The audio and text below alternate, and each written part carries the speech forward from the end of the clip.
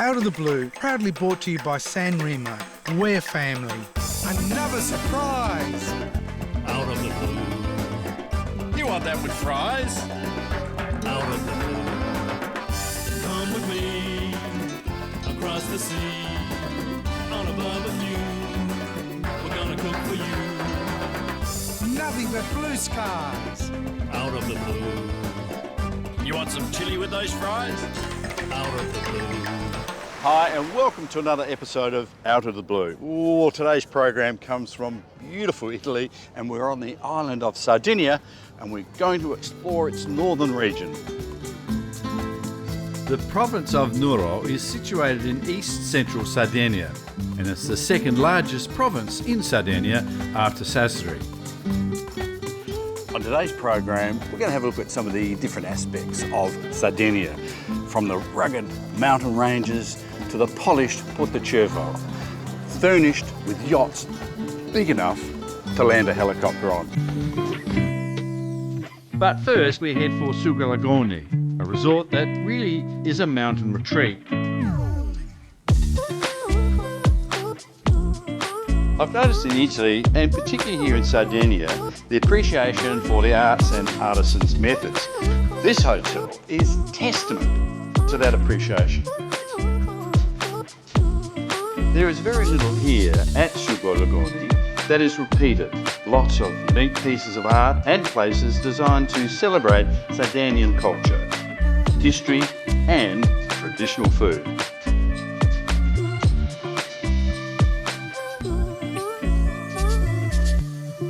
A dish that is native to this region is suckling pig, and they've perfected the method for perfect crackling.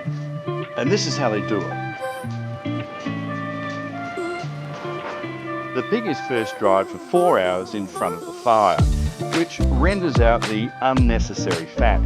The wood is from the olive tree, and the large chunks of pig fat are speared and melted and dripped over the cooking pig. It is then salted to create the most delicious crackling.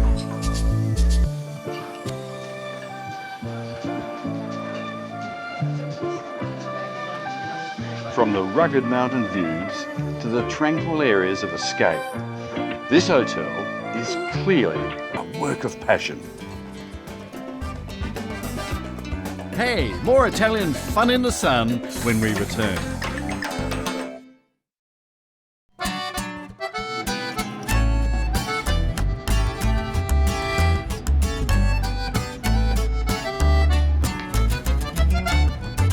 Today I'm with John Luca and we are in his fascinating open-air museum.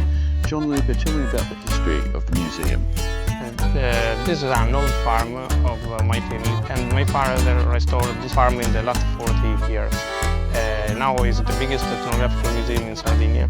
So going back, 40 years ago, I mean, did you get any help from governments or money to help out? No, never. Restoration of all the farm only with money from the family farm. Tell me about this building behind us. It's fascinating. It looks so strong. Yes, this is an original hut. It's called Shukuile. It's typical only of the mountains near Dorgali and Baumei. It's very similar to the ancient Ladinian huts. It's made with basalt rock and juniper wood, the roof. Juniper wood? Yes. And inside they would have lived as a family. How many people? Sometimes 4 or 5 people. And what other buildings do you have here that you've restored?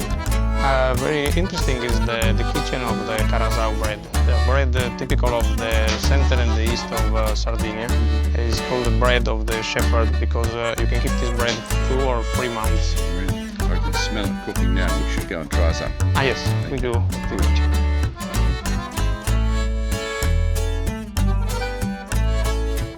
Pane Carasau is without doubt the most famous Sardinian bread. It is made from hard wheat bran, salt, yeast and water, and historically was a labour-intensive process, requiring the work of up to 3 women. The ladies here have prepared the dough and rolled it out into very thin sheets. They then bake it in a very hot oven until it puffs up like a ball.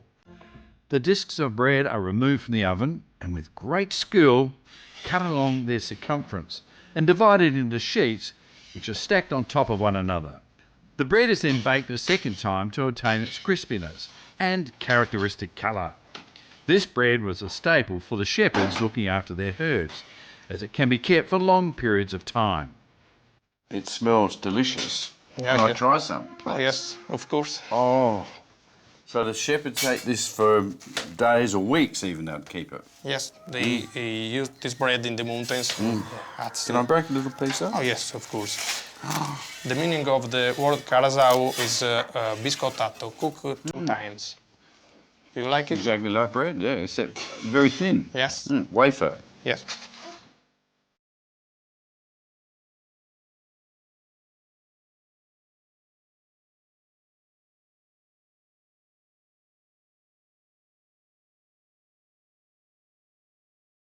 You know, it's interesting. That is a fascinating museum. A lot of museums you go into and the life has gone from them. The artefacts are there and you can sort of visualise what life was like. But this is alive.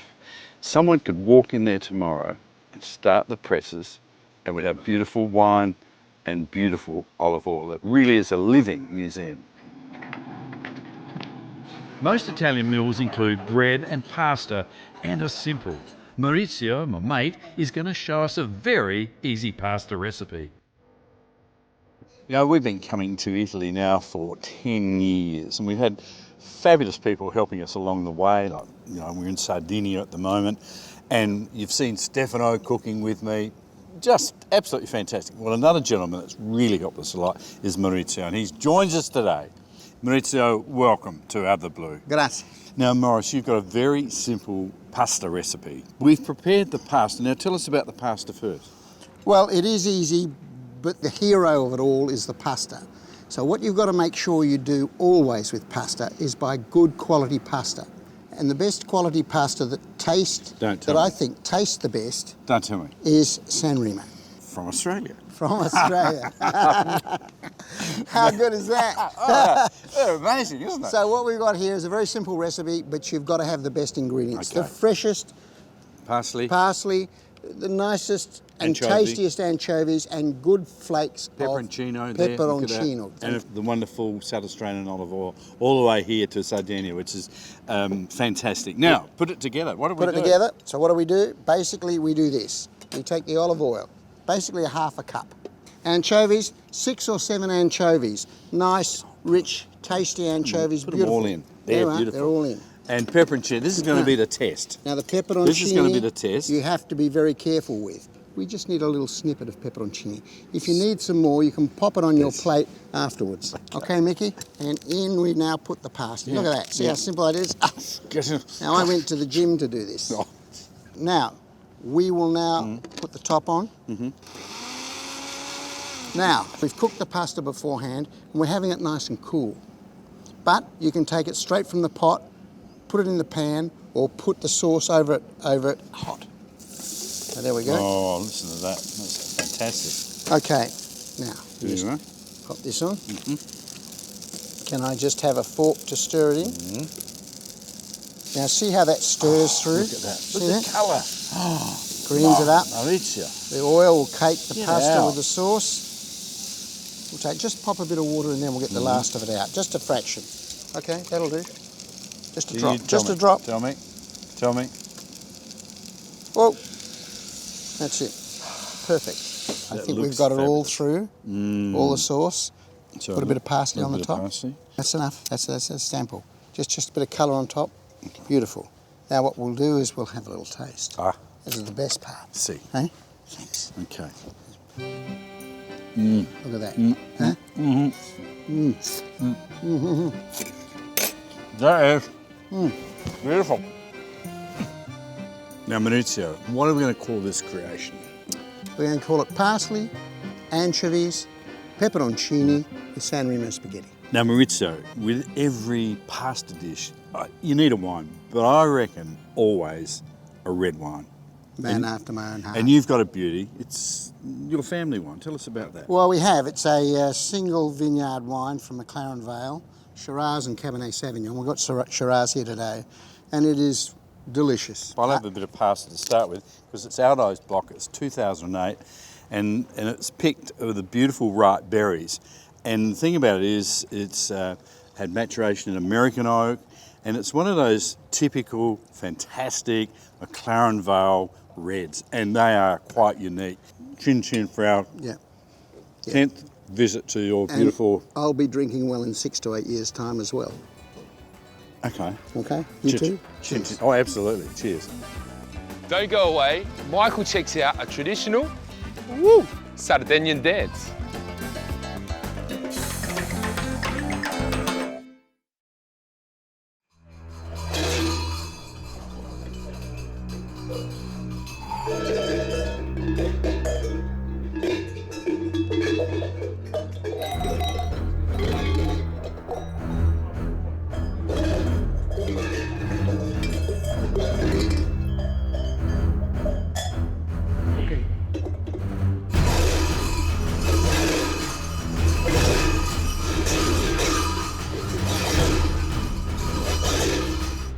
Rita, tell me about this ancient ritual.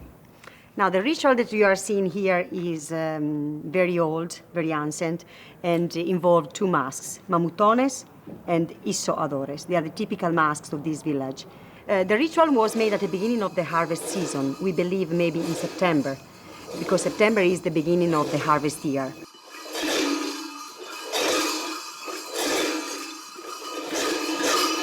We'll get to the parade in just a moment, but the uniforms and the masks are fairly intimidating. That's a bit scary. It is. The mask is a zoomorphic mask, but they wear the sheep's skin, which represent the metamorphosis between the man and the animal.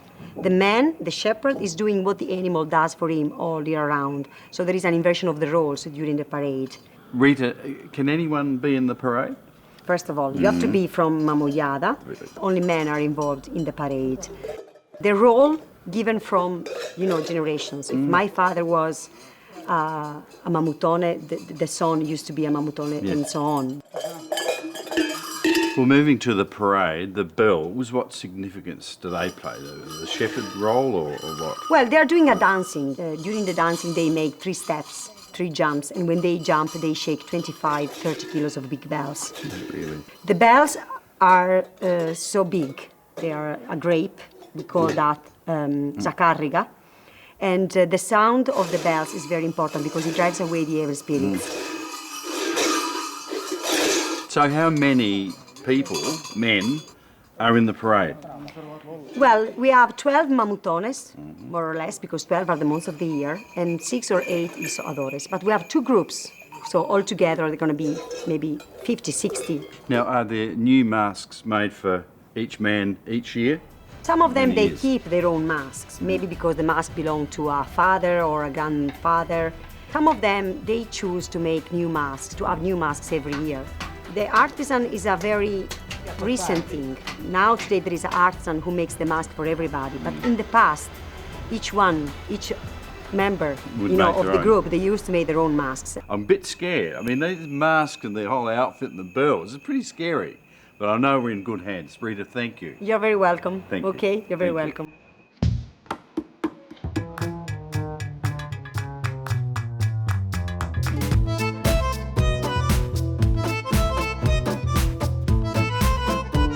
Interestingly, Sardinia is quite different from other parts of Italy. It feels a bit Spanish, it's a bit Moroccan, it's rugged, and it's serene. Today we've seen a mountain resort that embraces the arts, and now I'm here at Porto Cervo, renowned as a millionaire's playground. Pull up in your yacht, do a bit of shopping, and eat a great meal.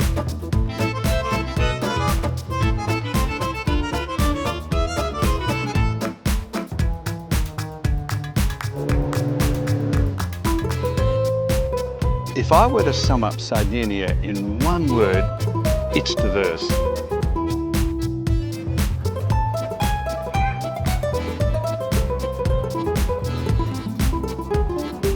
After the break, I show Michael a tubular spaghetti dish with breadcrumbs.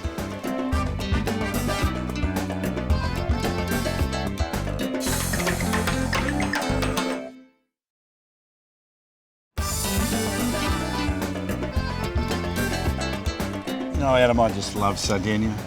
It's beautiful. And one of the things I'm looking at now is that I just did a dish with Morris. Yeah. And we had parsley and we had anchovies. I mean, what's Michael, going on here? Well, you think I'm copying Morris's wonderful recipe, but I'm not. It's a little bit different. We're doing a beautiful San Remo Tubular Spaghetti with breadcrumbs. Simplicity, Michael. Now, would you like me to just chop some of these up? You read my mind. Now, Michael, it's basically get this dish started. We need to get some good extra virgin olive oil into the pan. And that's enough. Is that right?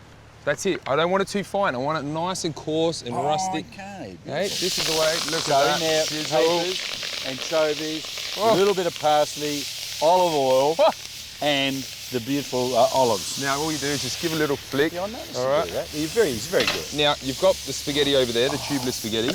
Now, pasta's cooked nice and al dente in boiling water. And you've got olive oil on that too. We a little do. bit of that. And then we just refresh it under running water. Okay.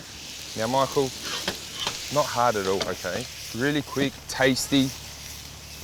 One little thing, now, the pasta's absorbed all that flavour of the oil and the anchovies, just a little bit more, okay? Just enough to coat it.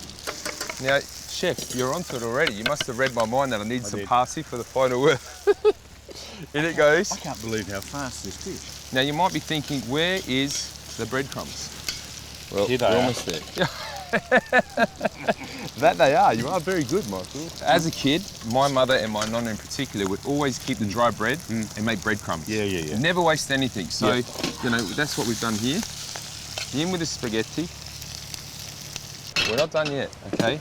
Pan's nice and hot. Yes. All that flavour. Pasta's in there. Bit more olive oil. In you get. You're serious. And like What with are you salt, gonna do? you've got to go over the shoulder, Mick. Is Just that bless right? the sand. Yep. So what are you doing here? We're just going to toast those breadcrumbs off quickly. Oh, I've never seen this before, Alex. This is gorgeous. This is absolutely gorgeous. And what we need to do is a little lemon zest. Just Now, over why the do you top. do that? Because I've been doing it with my pasta now. So basically the refreshing lemon zest and the natural oil in it will help cut through that little bit of saltiness. Okay. And work together with the pasta dish. Okay, so, see that, Michael? Just over the top, okay? It's all about texture, flavour. And the way it looks. Now, that looks. The first thing about eating is you see it, don't you? And you fall in love with it. Or you don't want it. I want that. You That's know what? great. That's what you said to me the other night. You said that you looked at me and I fell in love. And I said, Michael, no, it's all about the pasta. Obviously, I was standing on a chair. You were. All right, That's give it a great. go. You going to try that? Yep, I will. What do you think? Right? Everyone? So, Michael, what do you think of my tubular spaghetti with breadcrumbs? Oh, hey, it's a double. Come here, give me another one. Simple, tasty, Michael. Fantastic.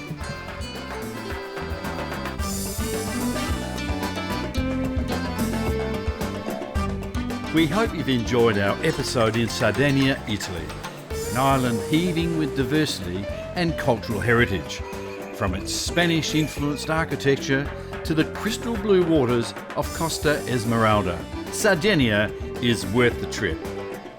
For story details and recipes, simply visit outofthebluetv.com and like us on Facebook.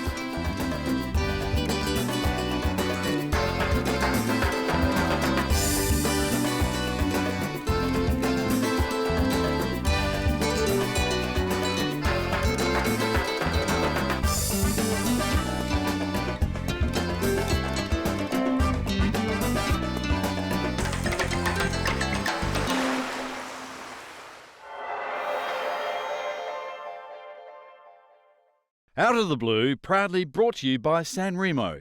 We're family.